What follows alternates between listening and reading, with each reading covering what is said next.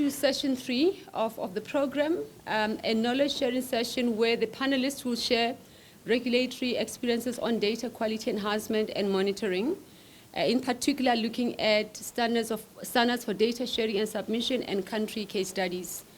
On the panel, we have Fred Asima Koranteng, Head Registrar, Collateral Registry Department, Bank of Ghana. And we also have Vimbai Sharon Mushezi, Principal Bank Examiner, Reserve Bank of Zimbabwe. Joining them is Jared Ketenga, who's the CEO of CIS Kenya, who will moderate the session. Please make your way to the stage. I'd really appreciate it. And while you do that, I will introduce our panelists. Jared needs no introduction. I introduced to him earlier. For those who joined a bit later and you missed that session, please refer to the booklet. The information on all the speakers is there. Moving on to the panelists, we've got Fred, who's the registry.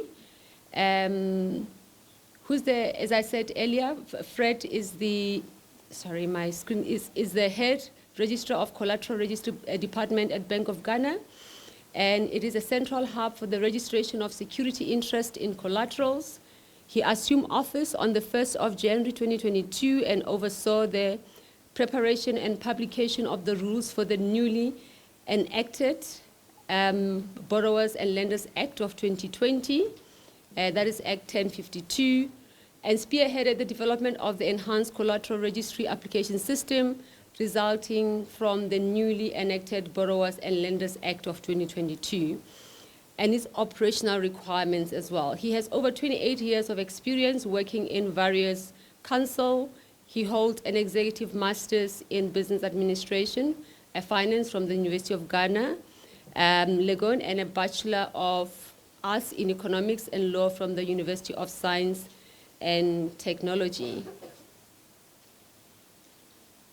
Warm welcome.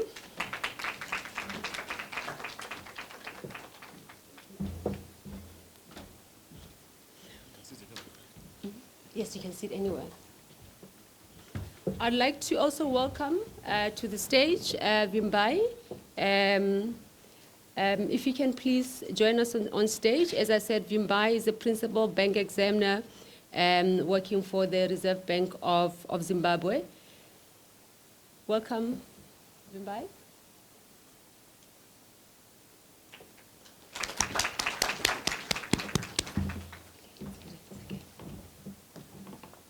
Jared, over to you.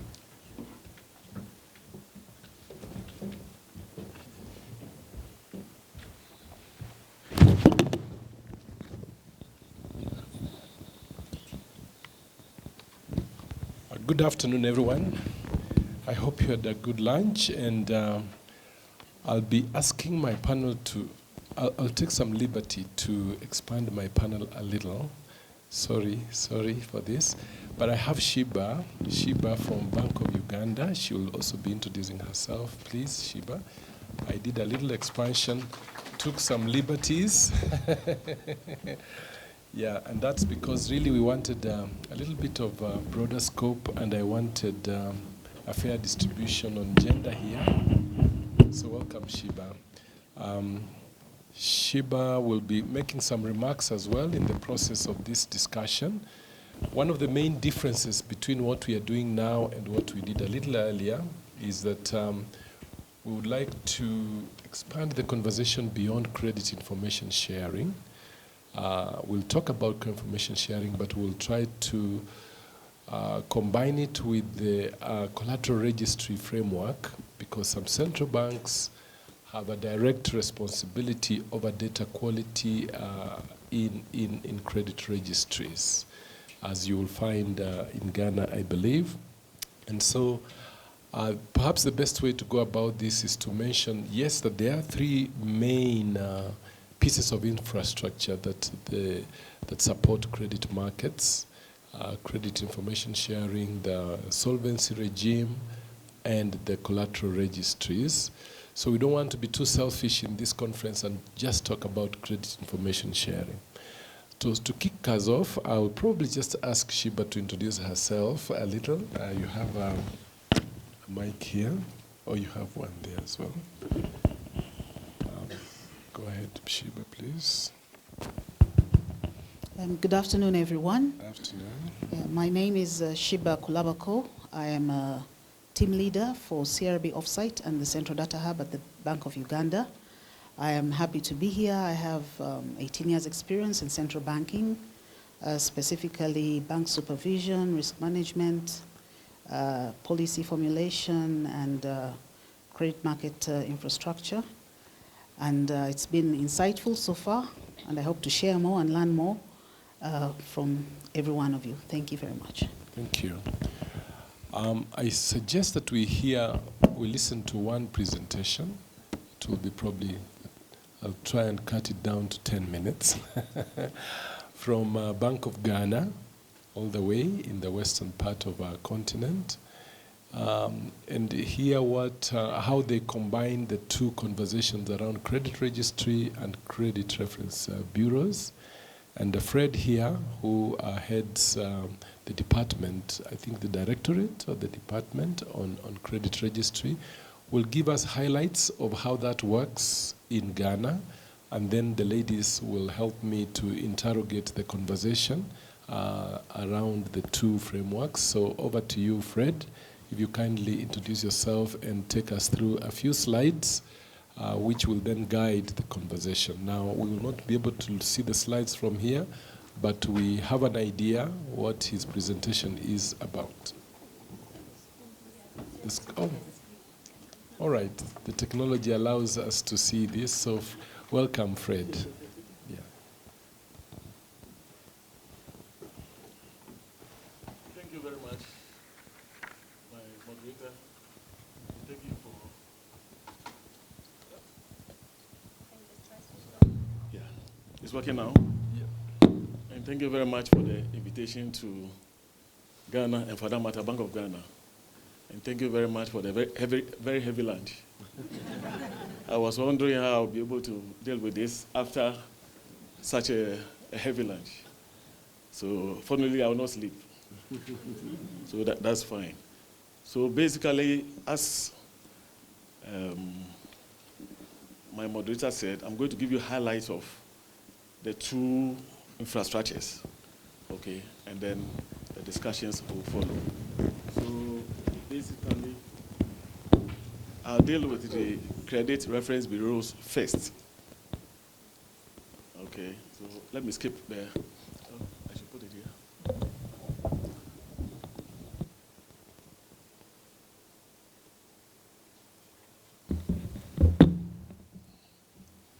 I only have 10 minutes, my notes.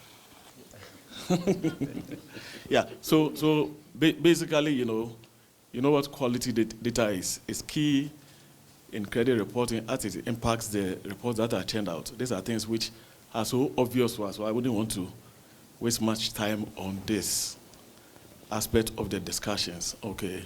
And then the importance of quality data, I believe we are all conversant with what the importance are. These are very well known by the industry, okay? For instance, quality data helps prevent errors that can lead to potential borrower experiencing challenges in the process of acquiring new loans. So these are things which I think I shouldn't spend much time on, bearing in mind the time I have. And then the effects of poor data too is well known to us, okay? For instance, it leads to wrong credit scores, wrongful cautions or sanctions, damage to the reputation of potential borrowers, etc. And it might also lead to, borrowers instituting court cases against institutions responsible for providing. But for us, the key thing has to do with the initiatives taken by Bank of Ghana to make sure that, the data that we receive are of high quality, okay, from the credit reference bureau. Let me just state that we have two credit reference bureaus currently working in Ghana, operating in Ghana. Okay, South Africa has 40-something, and then 6. It's quite different from us. We have, until recently, they used to be 3, but now it's 2. All right, so these are the initiatives taken by Bank of Ghana to ensure, that the data we churn out are of very good quality. The data that we collect, and then the data that, we churn out are of very high quality. Okay, The Credit Reporting Act and the Credit Reporting Regulations have both established clear requirements and standards for data submission. So if you don't adhere to these requirements, you will be sanctioned as a data provider. And the Bank of Ghana has also created templates, for data providers to use, to submit data to the credit reference bureaus, and then the credit reference bureaus also has to report to the Bank of Ghana. So there are clear templates which must be adhered to by all data providers. And on a monthly basis too, data providers are required to submit data by the 15th day of the month for the previous month to the credit reference bureaus. And the credit reference bureaus are also supposed to submit this information or report on these transactions by the 20th of the month. Okay. And then the other thing has to do with the implementation of data validation and verification processes. The credit reference bureaus, once they receive data, review it and send all errors back to the data providers to correct and resubmit them. So they act as a first line of defense, for the system churning out, correct, the data. Because if they don't do that, otherwise, the data that they churn out will also not be of good quality. So they also have a responsibility to make sure that whatever is submitted to them is of good quality. So they form, like, as I said, the first line of defense, to make sure that whatever is sent to them is of good quality. That's why they have this verification and then review mechanism to ensure that.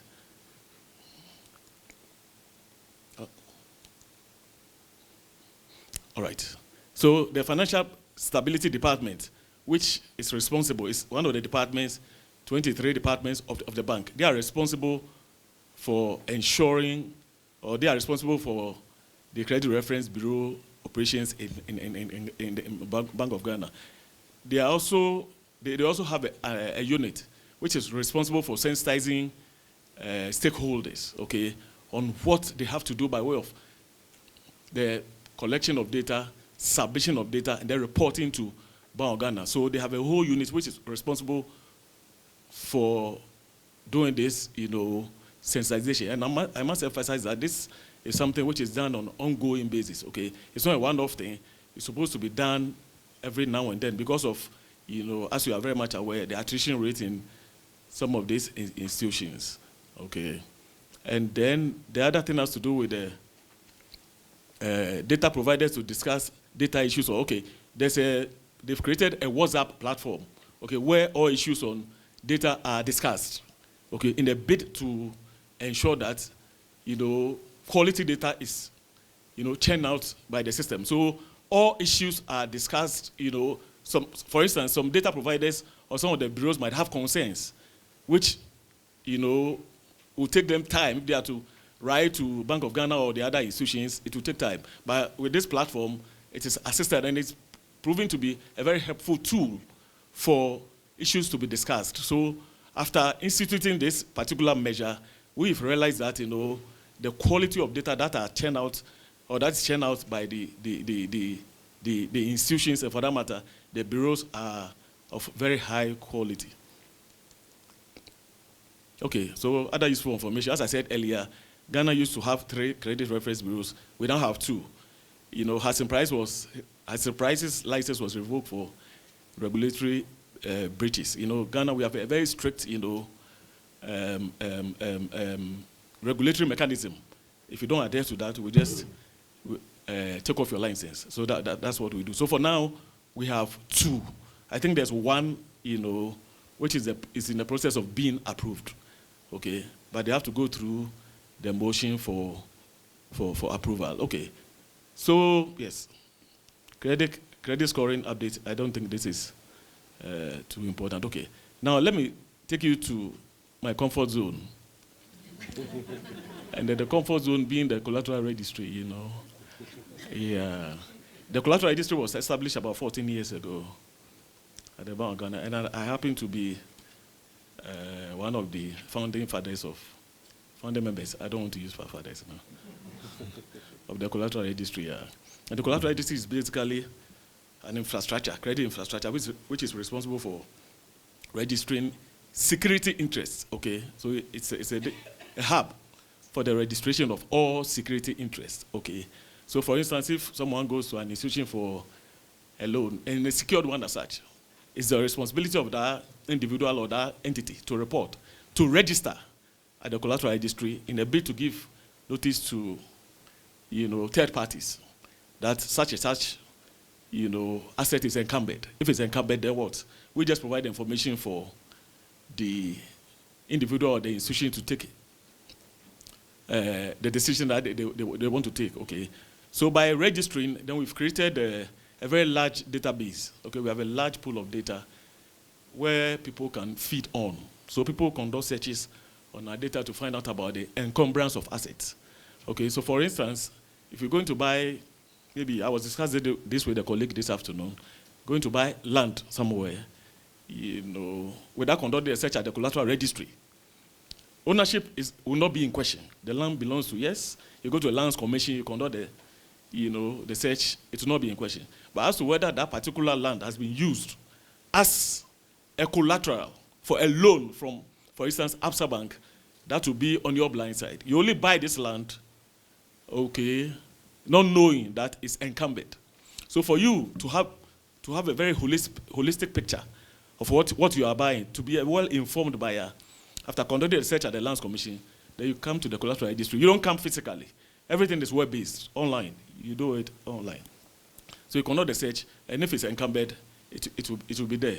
That will assist you. So we are just information hub. We provide you with the information for you to take a decision. And let me quickly say that, since its establishment, we had 17 of our colleagues visiting us to learn about the establishment of the collateral registry. We were the first to establish this infrastructure on the continent. So 17 countries have visited, Kenya. I don't know of South Africa. I was here about 10 years ago. I spoke about the collateral registry. The central bank, I don't know what is happening on that front. Maybe that's a discussion which we can handle later. Not we, I mean with the central bank, yes. All right, so basically, what do we do by way to ensure data quality that we receive? Okay, yes. All right, so we've established, implemented the Power BI dashboard with additional business rules to provide a second layer of data scrutinizing. Okay, so we have personnel or some individuals or some officers who we've engaged.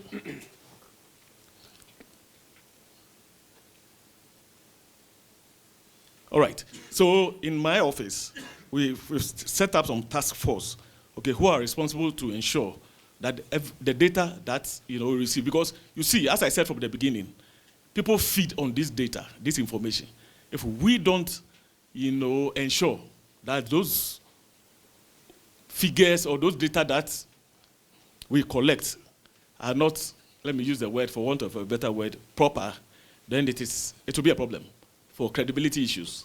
So we have an office which is responsible for ensuring that, the data that, so anytime they see an outlier or outliers, they contact the institution to make sure that, they confirm those figures, or otherwise, if those figures are wrong, they know what to do. Okay. And the other thing has to do with, we've also issued a directive to financial institutions for them to, financial institutions, that's the ones we regulate. Let me quickly emphasize that this infrastructure is not for only regulated financial institutions. It is not only for financial institutions, it's for everybody. Everybody meaning it is now possible for bilateral agreements to be registered at the collateral registry. For instance, if I'm dealing with you, okay, I offer you a loan secured with a car. It is incumbent on you to register such a transaction with the collateral registry with a single aim of making sure that third parties have access to that particular information, that car is encumbered. Because if it's not so, that individual can take that same car to a financial institution for a loan. And since the financial institution is going to conduct the search, that financial institution will not know about the status of that particular asset. So individual transactions are mandated to be registered. But as to whether we can sanction those individuals, it's a different matter. We have no sanctioning powers, So what we do is just to persuade them for them to register. And then on monthly basis too, these institutions send returns to us. Okay, what we do with these returns is to compare them with the registrations that we have in the system. There shouldn't be there shouldn't be differences. If there are differences, then you have questions to answer as a financial institutions. Okay, because if, for instance, we are in August, in July, you gave out 10 secured loans, and you registered those secured loans, you are supposed to send returns on those 10 secured loans. If there are disparities, then there's a problem. Thank you. Okay. In addition to that, my moderator is saying thank you. So, in addition to that, we also go on site, okay, to make sure that whatever data. So that's another layer. Whatever data they send to us is a true reflection of what they registered. All right. So I think with that, thank you from my moderator. I should also thank you very much for listening to me. Thank you. Thank you very much. It was clear where your comfort zone really was, because I could tell that if I didn't say thank you, he was beginning to enjoy himself on the collateral registry side. You could tell from his presentation that on the credit reporting side, he was saying they do. But when he came to this one, he says, he was sounding very authoritative. Probably I'll just ask him one question, then we talk to the ladies. You get returns from the credit providers to the collateral registry office. Do you also need to, maybe you don't need to, do you compare, do you have any conversation with the banking supervision side? Because you see, if an institution tells you I've registered 50 entries, you need to counter-check with the total portfolio. So do you have any connection with the banking supervision side to counter-check the total portfolio of the institutions? This is a very, very good question. And the collateral registry department, we are a very small department. Okay. So we collaborate with our banking supervision department, and then what we call the other financial institutions department, okay, to make sure that when they go, especially on site, okay, they do these checks for us. All right. With that said, we also go on site when there are critical issues to be dealt with. Okay. So these are things, yes. So in a direct answer to your question, yes, we do some collaboration with both the banking supervision department and the other financial institutions department. 2 weeks from now, we'll be organizing a training session for our colleagues at the other banking supervision department in a bid to, expose them to what we do, and also for them to know what is required of them when they go on site, what they should look out for, okay, by way of ensuring that they know what the requirements are by way of when it comes to the area of secure transactions. Thank you. Okay, and the final one has to do with registrations. Okay, what we do at the collateral registry is, as I said initially, they are supposed to register these secure transactions as and when they create them. All right. Now, in addition to that, we ask them to submit monthly returns, as you rightly alluded to, Mr. Moderator. So what do? We compare what is sent to us by way of the registrations to what is submitted to us by way of the monthly returns. If there are disparities, then there needs to be further checks. Thank you. So basically, that's what we do. Thank you very much. Thank you very much. I will let the others ask questions much later. I will start with Vimbai. Is your structure similar? Does the Central Bank of Zimbabwe have jurisdiction over both the registry, collateral registry, and the credit reporting system? Thank you so much, Jared. Good afternoon, everyone. Largely, I think we have similar structures, but maybe the difference is mostly on the model that we adopted regarding credit reporting. Ours is more of a hybrid model where we have 3 private bureaus, as well as a public credit registry that is housed at the Reserve Bank of Zimbabwe. So the public credit registry is administered within the bank supervision division. It's like a unit within the bank supervision division. So essentially we have a dedicated unit that focuses on the operationalization of the credit registry as well as the collateral registry. So from a structural point, there are similarities, but from a model perspective, there are some differences that are there. Then I think with regards to data quality, I don't know if I should proceed. Just before that, so that means that your collateral registry is part of the credit registry. Yes.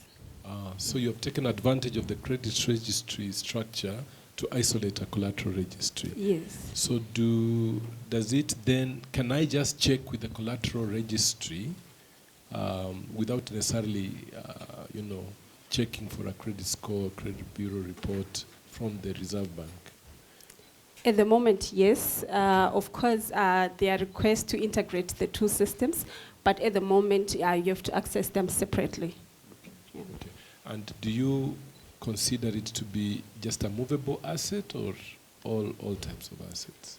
All right, so again, I think that's one other difference from Ghana. In our case, the collateral registry only houses notices of security interest in movable properties only. We have a deeds registry. What we call the deeds registry is the one that focuses on the registration of immovable assets such as land and buildings. So anything else that's movable from, I think you refer to motor vehicles, livestock, household goods, etc., that one is registered in the collateral registry. So where do I find the immovable if I wanted to check in Zim? It's outside Central Bank? That's the one that's at the central bank. Yes. Immovable. Yes. So the drive was largely from a financial inclusion perspective, where we wanted to promote access to credit, largely by special groups such as SMEs and farmers. So you find that at the moment our market to some extent is largely informalized, and business is being driven a lot by SMEs. I think the last statistics provided indicated about 60% of GDP being driven by the SMEs. So you find that they don't have, most of them, they do not have collateral in the form of immovable assets. So we wanted to promote or to unlock value in the assets they currently have. I'll come back to you on the data quality issues. Just to bring in Shiba, do you have a similar structure for collateral registry and credit bureau in Bank of Uganda? No.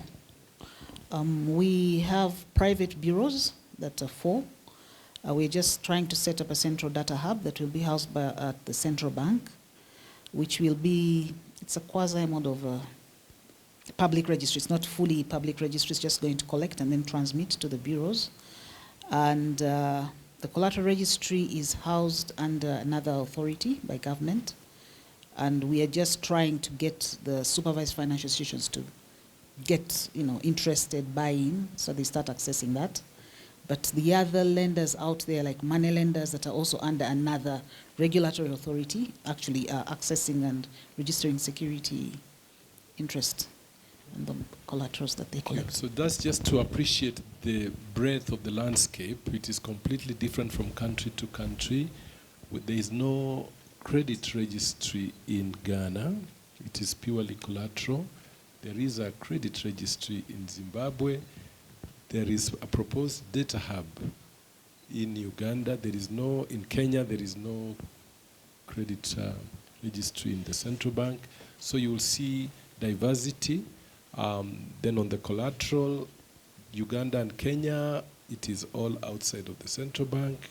For you too, there is a central bank role in collateral registry. So just to appreciate diversity, and there are no best practices, I suppose. It all depends on the dynamics of every country.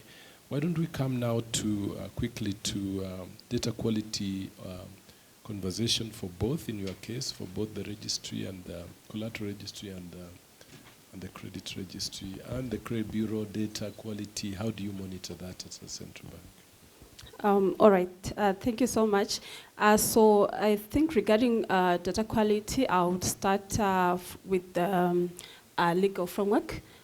We do have a legal framework in place covering both credit reporting as well as the collateral registry, which requires that information, as in your case, be submitted in a prescribed format. So it's standardized and with validation rules that are put in place. Then we also provide comprehensive completion notes which provide all the information as to how they're supposed to submit the information, which is largely on a monthly basis as well as on a daily basis. For example, to provide updates such as probably a repayment of a facility or a new facility that has been taken, so that information can be provided on an ongoing basis. Then I indicated we have a dedicated unit, and this has come in handy to provide capacity building. So we do a lot of training to various data providers so that they are adequately equipped. Maybe just to highlight what we believe has really significantly impacted data quality in our market.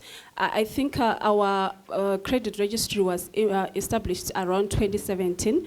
And after about a year, we noted that some of our data was negatively impacted by erroneous information or information that was captured erroneously. So we had a part of the database that had duplications. So what we then did was to issue a circular on credit data regular reviews. So what we requested through that circular to data providers was to request them to ensure that they have dedicated personnel or a dedicated unit that focuses on credit reporting, as well as ensuring that assurance functions also play an active role in ensuring data quality. So we required them to submit like quarterly reports that are done by either audit or compliance or risk management, where they actually go through the whole process from probably capturing of information at customer onboarding to the data that is in the core banking system, comparing that information, probably just sampling that information, comparing it what's in the core banking system, comparing with what is in the database.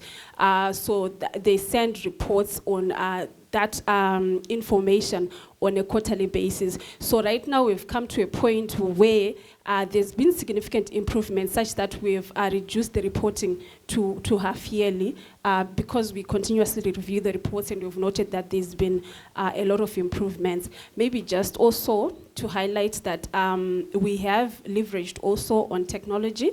We are in technological environment, so we automated the submission process, especially for credit reporting through web service API. So initially, data providers will have to submit an Excel template which will be uploaded, but now through the API, they can automatically submit from their institutions. Some have even gone to the point of interfacing with their core banking system such that there is no manual intervention at all. So those are largely what we have put in place. Then maybe just to add in line with Ghana, because our section also does regulatory reporting, we are also in a position to sample data, for example, compare top 20 loans submitted by a banking institution, then compare with what they would have submitted in the database. So that is just probably on a quarterly basis or a half-yearly basis. Thank you very much. Now move over to Sheba. I know the reporting by credit bureaus, I think, must be standard across central banks because you license them. What about what motivates Bank of Uganda to consider a data hub approach? Would that would that improve data quality? What's the real objective of moving towards a data hub housed at the central bank? Thank you, Jared. One of the major objectives was to have a 360-degree view of what's happening in the credit market, because with private credit bureaus, ownership of data became a little sticky. So when you want the data as a central bank to do your macro and micro-prudential regulation, it's not that easy because you cannot get the data when you want it sometimes, or it's incomplete, or it has some issues. You always had to negotiate. So we said if it could come to us, then we give it to them, then we are in a better place to actually have control and also look at quality much closely. We do monitor quality on a monthly basis through the scores. And we also realized that it was getting a bit, it's not maybe costly for all data providers, because then you have to submit to 3.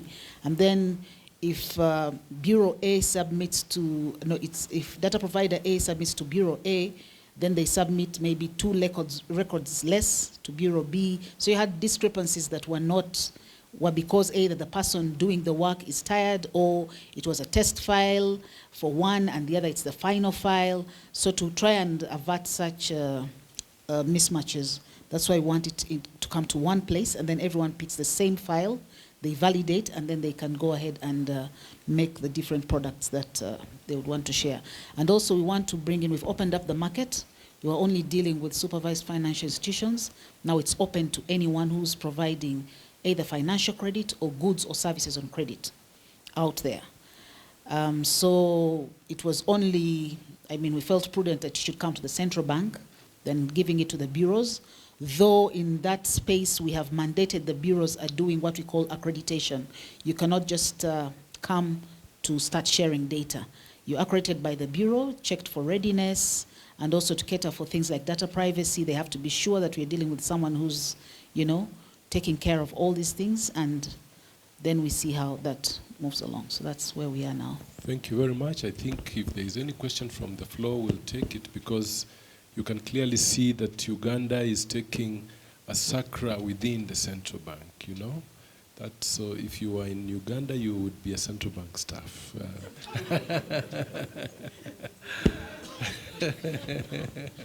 So very interesting, different approaches. Any questions for the panelists here, either on the registry side or on the collateral or on the credit side? Yes, Mahauta? There is one here. If you, oops.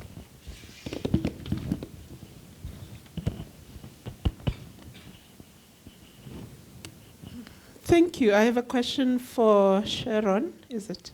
Yeah, because I think South Africa is now at the stages where the National Credit Regulator is considering developing a credit registry. There's been provision in the National Credit Act for that to happen, but it's been dormant. But I think there is a process now. So, and I think you said that you do have private credit bureaus. So if you could explain the difference between the registry that is sitting within the Reserve Bank and the data that it holds as compared to that of the private credit bureaus. Thank you. All right, thank you. We always get that question. Yeah. So I think just to highlight that the data at the credit registry, or rather the establishment, was largely to support the role of the supervisor. So you find that at the moment we have all data from the banking institutions, and we are working to, we have started onboarding microfinance institutions. So the major difference for the private bureaus, at the moment most private bureaus have largely negative data. Very few have positive data. That's number one, although they are collecting from a number of banks. So you find when institutions are reporting to the private bureaus, it's mostly blacklisting if they have a client, they want to blacklist or make sure they don't get a loan anywhere else, they do provide through the private bureaus.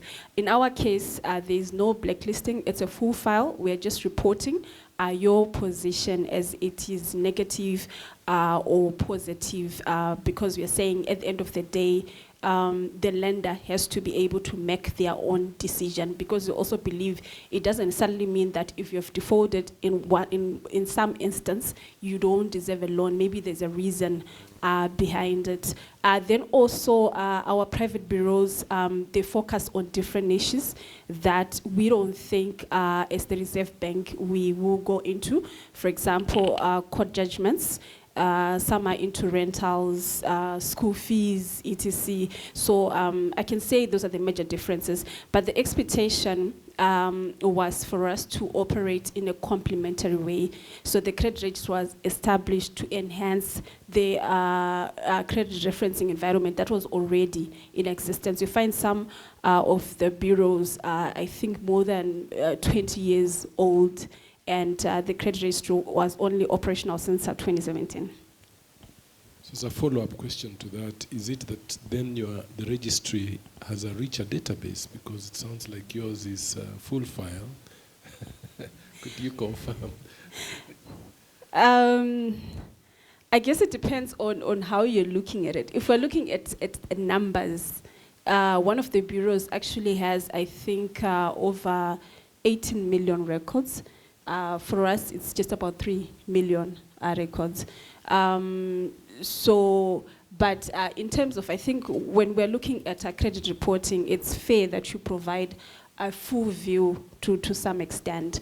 So we usually encourage our banking institutions and microfinance institutions to say, if you want to search the history of a particular client, you're going to look at the credit registry. You have probably a full view of the borrowings they have with financial institutions.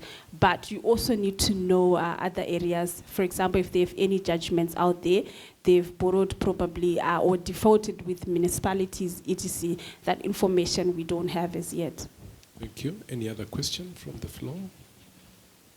I'll say Mahauta. Then I would have to, yes, let Mahauta speak. We are officially in our Q&A session, because we're going to have QA straight after this one. Okay. Yeah, so we're safe. Don't feel the pressure. All right. Yeah. Okay. Yeah, I just want to understand how they get the data. So who submits the data and who uses it? So do credit providers have to use the registry? How do you manage that process? Thank you. Yes, they can use the registry. I can say that regulated institutions are mandated to search the registry before giving a loan. This is a process that we check, or that is checked by supervisors during on-site examinations, because the expectation is when you're looking at a certain file, credit file, or a loan file, the report that indicates that they've actually searched the registry should be part of that file. So anyone is in a position to search the registry. Even the consumers themselves are entitled to get 2 free reports every year. So it can be anyone, even the private bureaus can even access that information if they want to, yeah. Do you charge for credit reports? So for the individuals, I'd say that they are free. If you want the third one, yeah, there's a very small charge. And then we call them data subscribers. That is anyone who is searching. Of course, there's a nominal fee again. We keep on saying it's nominal because it's more like state infrastructure at the end of the day. So even when we compare with the charges from the private bureaus, it's very, very nominal. And for the mandatory research before lending, do institutions have the option to do that mandatory research on the private bureau? If I picked a private bureau and not the registry for any reason, would that suffice? Yes. Now I think stemming largely from maturity, the maturity of the credit reporting environment. You find that I think they've realized the benefits. So most of them, they do check the registry and they check the private bureaus as well. Okay. Any other question? I would like to ask Shiba if she liked the idea of the WhatsApp group I had in Ghana. Right, Central Bank having a WhatsApp group with credit officers on data quality. I think it's interesting. Do you like to consider it? We currently have maybe another arrangement. Like on a monthly basis, we sit with the 3 bureaus. Maybe with the 42, it's not possible. We try to look at the scores. We align interpretation of validation rules to kind of get people in line, and then we talk to the institutions, and it's kind of working. WhatsApp group, then you'd have a dedicated person to look at the WhatsApp group. I think it's workable, but I think you'd need someone dedicated to keep their tabs on what's running on the WhatsApp group and then pick up the issues from there. Yeah. Thank you. Yeah, thanks a lot. Yeah, for Ghana, I hope the WhatsApp is more of communication than channeling data. It's not his area of comfort. No. Okay. Just for communication. It's not your comfort Consensus zone. and all those things. Okay. So Shiba, in Uganda, I know there is a challenge with the informal or unregulated people who lend. They are called, lenders or something. And then there are the ones that are tier 4, regulated or supported or licensed by UMRA. And then there is what the central bank is trying now to start regulating, those that are holding a lot of asset or deposit and the like. So when you say now you'll be collecting the data and acting as the bureau, and then the others get data from you, how is that working? And have you been successful in reaching out to all the credit lenders to bring them on board? How is that? Thank you. We are just in the startup phase, I would say, because the data hub is not yet up and running. However, we've been holding engagements to see how this works. The regulation is very clear on how you get in. That is the accreditation for you to start sharing data. Of course, one of the major challenges is that all the institutions you've talked about, the tier 4, the money lenders, you have digital lenders, and now what has been carved out of the tier 4, which are being called large circles or registered societies that hold a certain amount of savings, are supposed to be coming to the central bank for regulation. So those that are coming to the central bank for regulation, it's straightforward. They'll have to submit information just like any other supervised financial institution. The others that are remaining under the Uganda Microfinance Regulatory Authority, we are trying to work with them to get them on board, to be able to submit that data directly to Bank of Uganda, or maybe they'll talk to UMRA, because UMRA is trying to come up with a switch to collect the data. But of course there are challenges when you have multiple regulators and you're all trying to work to a common goal.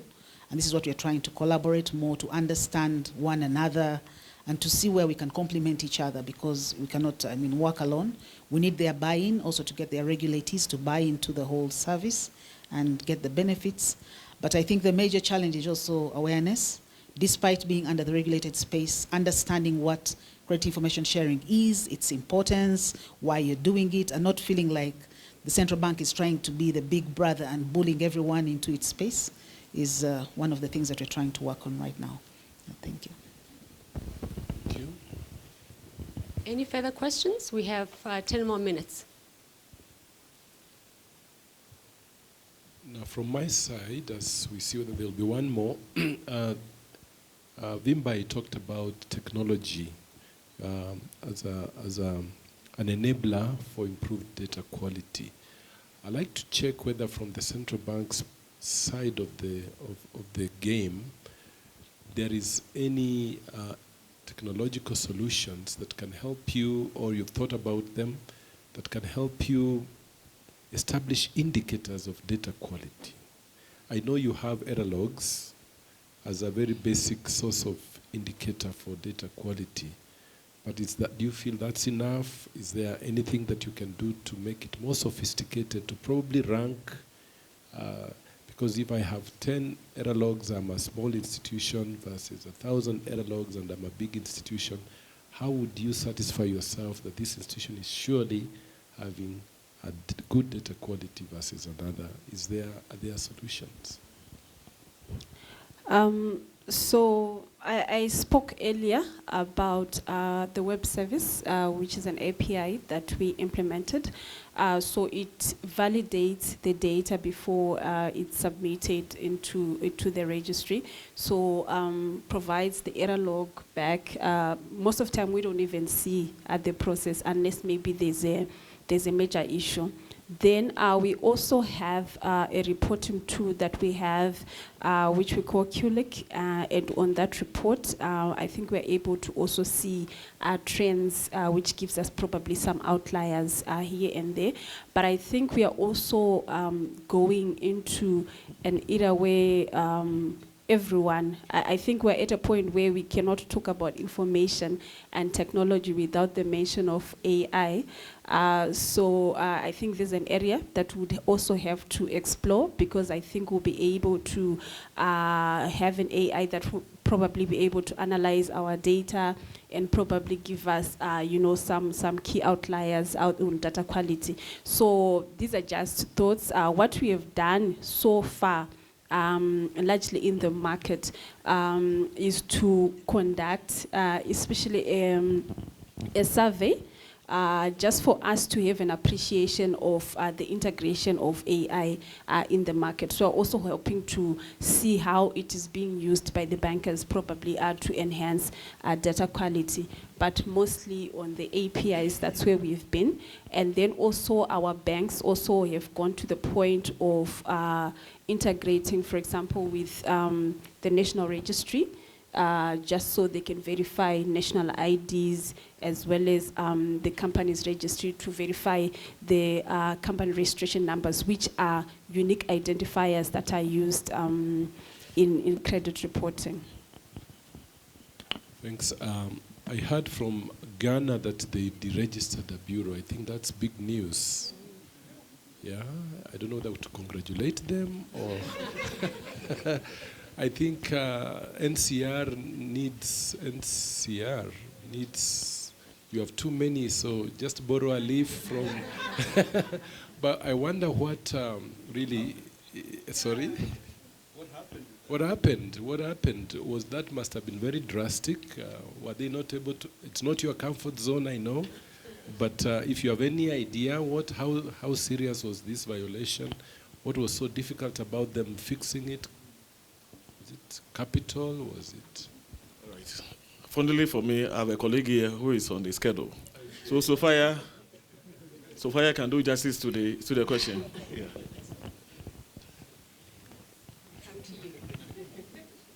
We are fishing out the people now. So what happened before the license was revoked? Okay, about Hudson Price Data Solutions. Yes, so we had some financial issues. We had some data issues. For instance, the security of even where their data, their servers, there were just a lot of issues with Hudson Price. We tried to get them to correct them a number of times by going on site, and they never took care of those issues. So it wasn't like it was just a one-time thing. It occurred over a period of time, so we had no choice, because it was like they were not interested in resolving the issues that we were seeing with security.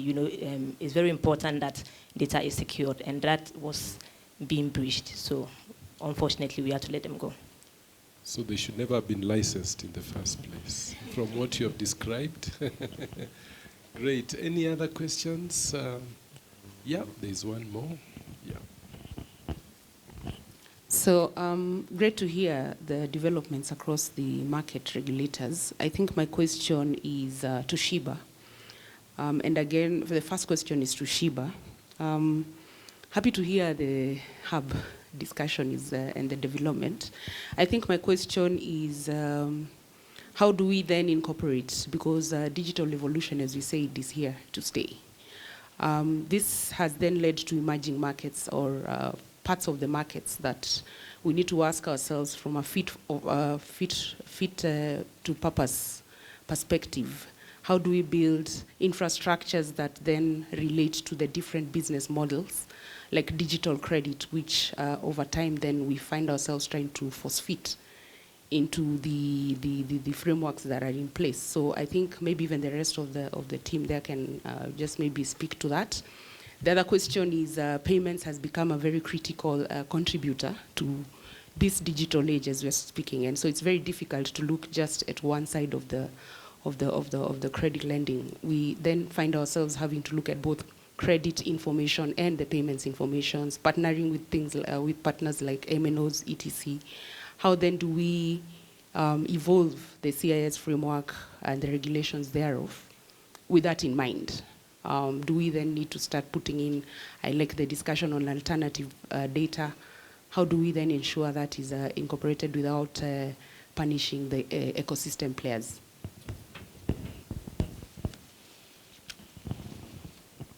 Right, thanks for that. We are actually very cognizant. I know where we started, we were a bit slow as a central bank. You trade carefully and take one bite at a time. Chew, swallow, and say, okay, that has worked, take another bite. But however, I think we've moved great strides right now, and we are cognizant that we have digital lenders. Actually, because of the nature of their business, they can now submit data. They can update in real time for those that can. The challenge is you want it to be real time, but still some of them can't because of technical challenges. However, as we build the CDH, we want to be able to have APIs for data submission, and as well as tap into other data points that we have within the central bank. Because like mobile money transactions come in real time, so we should be able to plug into that and pick that information to complement the credit data that we will be collecting from the different players. So that would be one thing. And then also as we develop templates now, we are cognizant that we have different categories of players. Uganda has chosen to have one comprehensive template, put everything in there, and then deactivate or activate as and when required.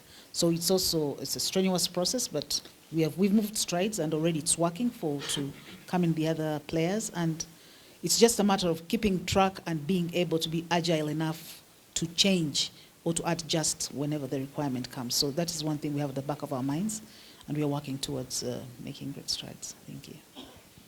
You answered? Yes, the question on payments. For payments, it's still, our law is not very specific to include payments data, though we are looking at it as an alternative data source. However, I think we have some legalities to clear out before we actually start tapping into that data, so that we don't get into any data privacy issues. But we have it on our radar that it's one of the data that has to come into the database finally. Okay. Please, I heard from the rep from Central Bank of Zimbabwe that the bank has been able to integrate with the national identification regulator. Am I right? No? It's the banks. Oh, the banks. The banks, yes. Okay, okay. Ours can integrate, yes, the capability, but it was an intentional decision to hold it because I think it was an agency issue. So I will not go into that. But our banks have been able to integrate. Okay, Yes. thank you. I asked because at Bank of Ghana, we try to integrate with our identification authority, and I think we're having the same issues. So I thought you had integrated, so I was coming for the tips on how you did it. Thank you. Thank you. Any more questions? Mine would be the last one for Bank of Ghana. I noticed from the presentation that the scoring system has not taken off among the credit bureaus in Ghana.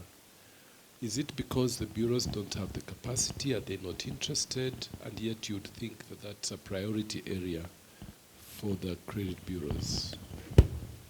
The answer is coming from that end. So you have to go back. Sorry. So my lawyer is there. She is,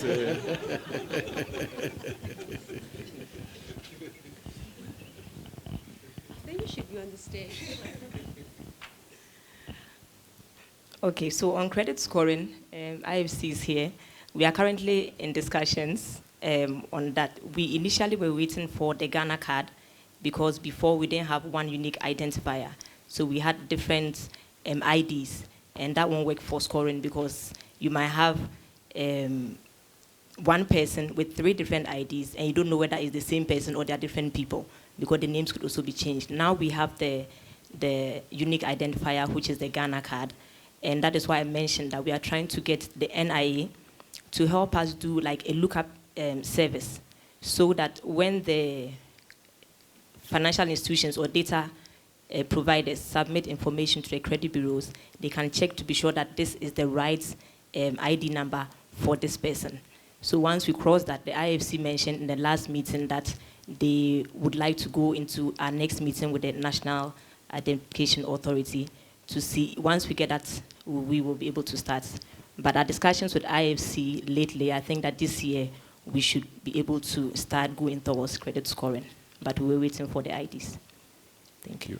I think you need them because I've noticed almost all previous presidents from Ghana are called John.